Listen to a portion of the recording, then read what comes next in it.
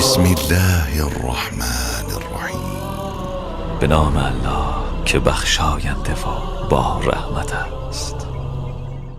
ویل لکل همزة لمزة، وای بر هر هرز زبان عیب جوی مسخره کننده، الذی جمع مالا وعدده، همان که مالی جمع کرد و شمارش نمود.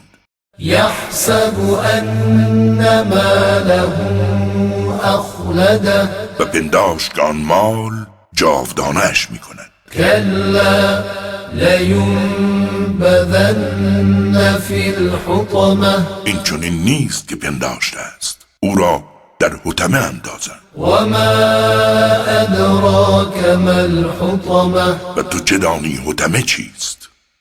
نار الله الموقده، آتش برافروخته الهی است التي تطلع على الافئده، که شعله‌اش بر قلب ها مسلط است. انها علیهم مؤصده، و آنها را در محاصره خود گرفته است، فی عمد ممدده، در ستونهای کشیده و طولانی.